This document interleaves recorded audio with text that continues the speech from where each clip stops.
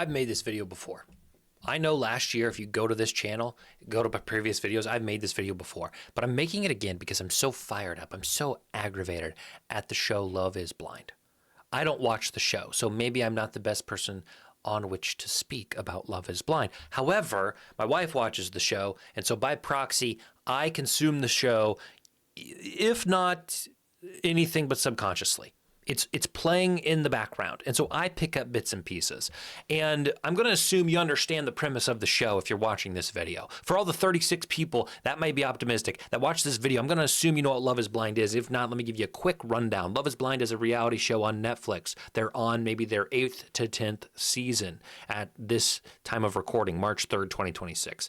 And they get contestants who will go on blind dates with each other in these pods. They sit in these little rooms and they can hear each other, but they can't see each other. And they just sort of intermingle and they go in and out of these pods and they meet all these different people. I think there's maybe 10 guys, 10 girls, and they eventually choose one. And if both of them choose one another, they like fake propose or fake ask them to marry them inside the pods. And then they have this big reveal where they both come out of the pods essentially, and then they meet for the first time, and then they actually propose, and they have this awkward interaction where they know a lot of these things about each other, but they're finally seeing each other, and they sit there for a while, and that's like 20% of the show.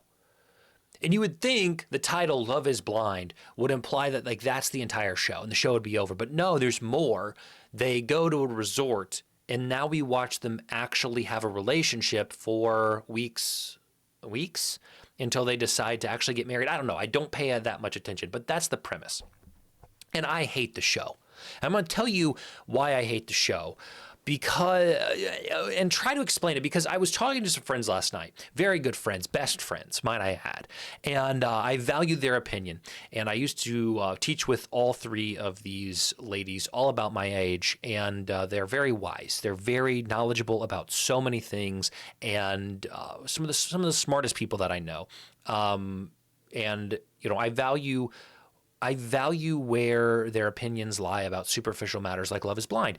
And last night I said, I got to get this off my chest. Can I vent a little bit? I don't like Love is Blind. And these ladies let me down. 2 out of the 3 let me down. They did. They flat out stabbed me in the back and they said, no. You're misunderstanding the premise. And I said, no, I'm not. No, I'm not. And I'm going to get into the details in a second. But essentially their argument was it is reality TV. Therefore, it should not be held accountable. It should not be analyzed in the way that I am attempting to analyze it. It should be seen for what it is, slop and nonsense. And anything we try to attribute to it is invalid because of the premise that it's reality TV and it's slop and nonsense. And their arguments were they watch it for mindless entertainment. They don't watch it to think about it. They just watch it to let it wash over them, I suppose. And I'm paraphrasing and I'm making some assumptions, but that's kind of what I got from our conversation. And I said, here's my issue with Love is Blind. My issue is that the show I believe the show tries to be something that it is not. I believe the show is attempting to evaluate some sort of scientific principle, some sort of human principle that maybe people can fall in love without the physical attraction. That's how this show sets itself up. It's called Love is Blind, not let's go on a few blind dates, let's then meet and then see if we're right for each other. The whole entire premise of the show is trying to take this non-vain approach to dating and life. Have we gotten too vain? Have we gotten too concerned about people's physical features and our physical attraction to people? Is it possible to fall in love with somebody for just who they are? Okay, fine. But that's not the show. That's not what happened. So last night, I'm laying in bed and my wife is watching the show. And I'm listening to a conversation that was so dreadful, so insulting, so unbelievable that I wonder how scripted it is.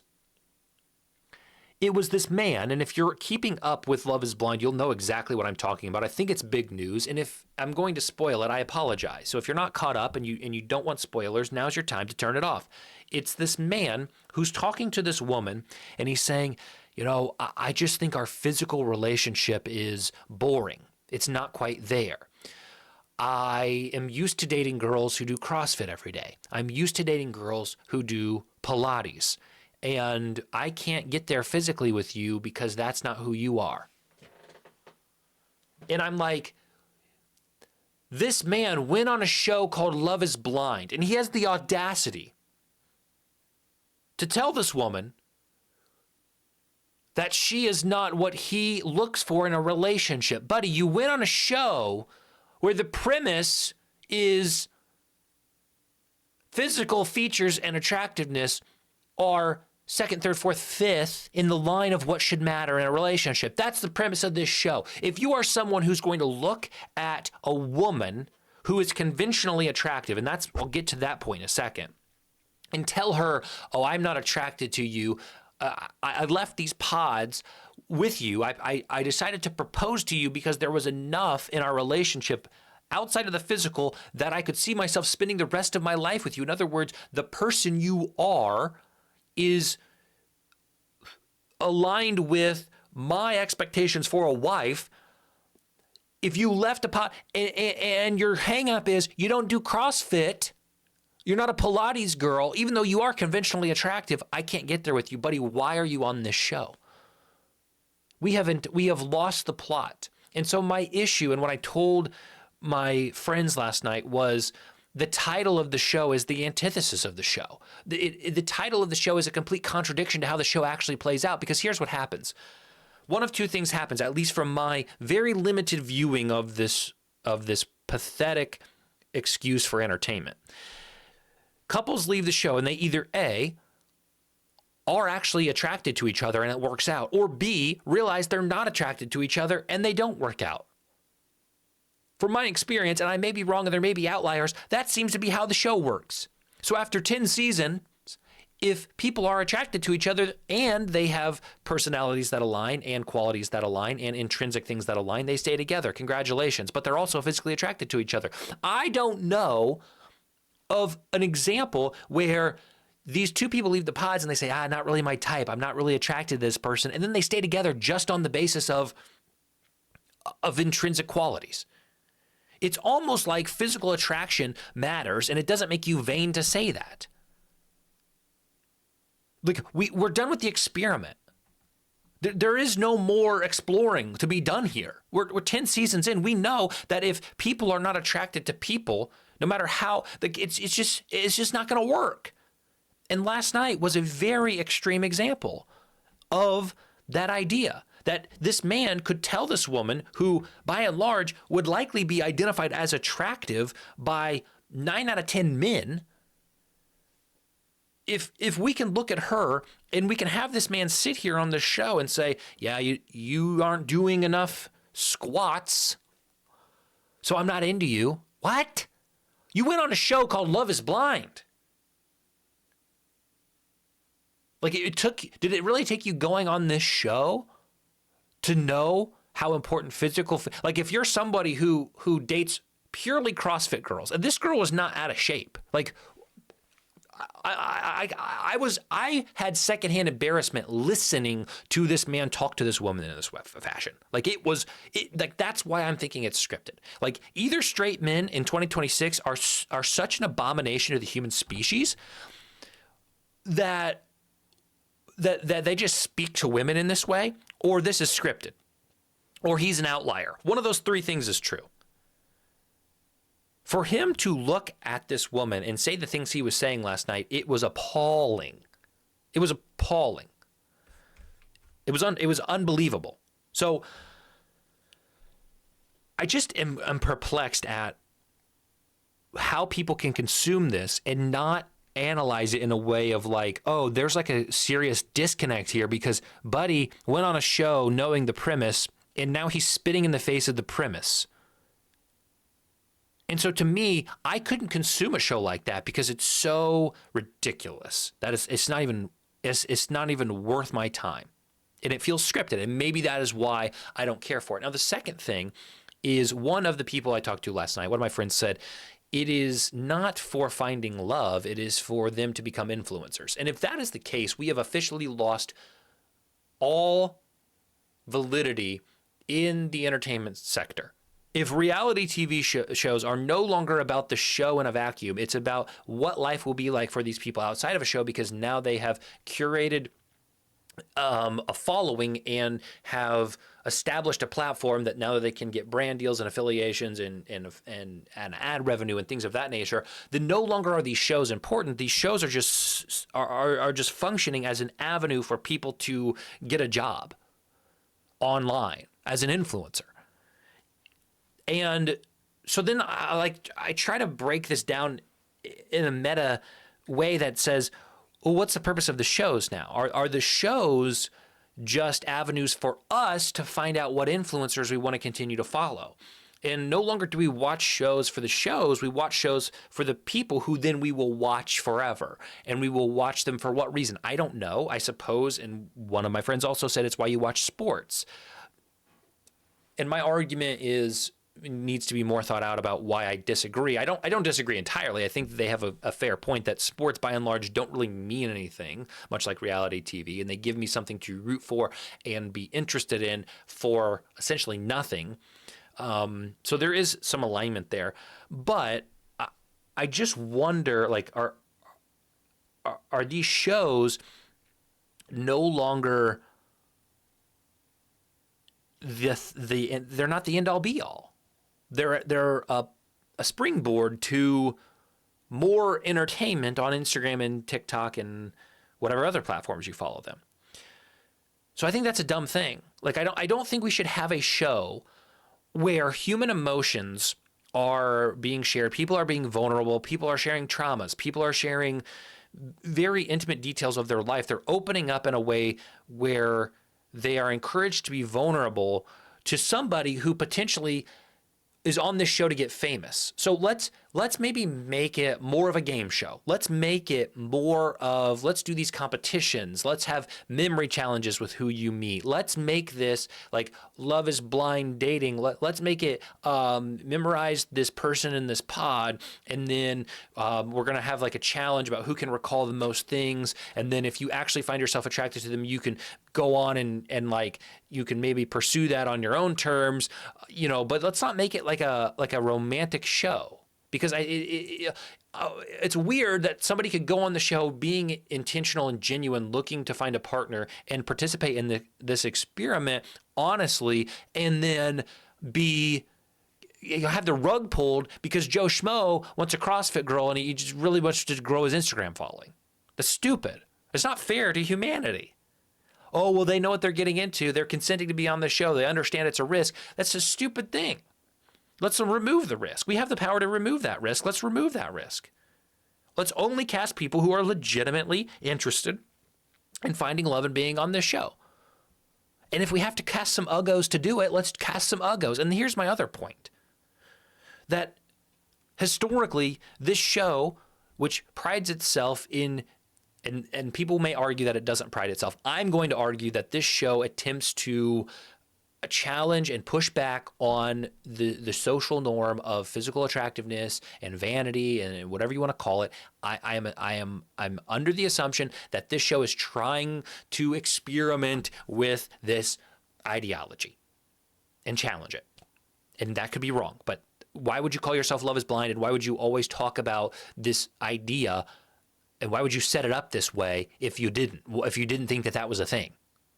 Like, let them just date if it's not about that. So it has to be about that in some capacity.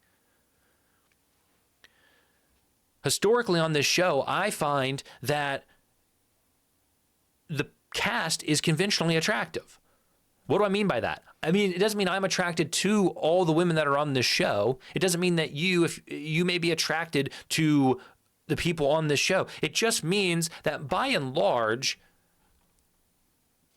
the people who are cast for this show have qualities that people would assign the label of conventionally attractive. So there are there are people who online, actors, actresses, they are like here's an example. I don't think Sydney Sweeney is attractive. Okay. So I'm not attracted to Sydney Sweeney. So just like that, I know that's an outlandish example and people are going to say what they're going to say about that. People are going to be attracted to Sydney Sweeney. Me? And I'm not trying to be like a hot take. Okay. Like, yes, there are parts of Sydney Sweeney that are unique and sort of an outlier about her. But, you know, if I'm not I don't think her face is that pretty, and that's fine. And I'm not trying to be rude. I'm not trying to be mean. I'm not trying to be anything. I'm just trying to provide an example that I don't find Sydney Sweeney's face all that attractive. And I think that I'm attracted to faces. I think faces dictate attractiveness. And if a woman has what Sydney Sweeney possesses, but I'm not attracted to her face, then I'm out. Sorry. Okay. And that's not, I'm trying to insult Sydney Sweeney. Okay. She has great genes, as they say. Strike it from the record. I also am not really attracted to who she is as a person, which Love is Blind. Am I right? Here we go. Full circle. So, but Sydney Sweeney would be identified to the general public as an attractive woman. So she is conventionally attractive. I am not attracted to her. So my point is the people who are cast for this show, by and large, are not ugly. And again, we can have a philosophical conversation about what is beauty and it's not the purpose of this video. You really want to have a Love is Blind experiment? You got 10 guys, 10 girls. 5 of the guys, conventionally attractive.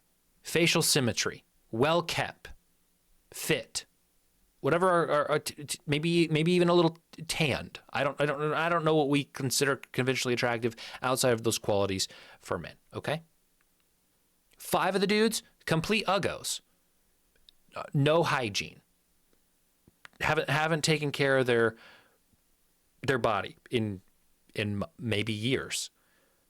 Just genetically didn't fare well. Same thing for the women. 5 conventionally attractive, 5 uggos. Now let's have a Love is Blind. And what happens when the conventionally attractive male falls in love with the personality of the uggo female?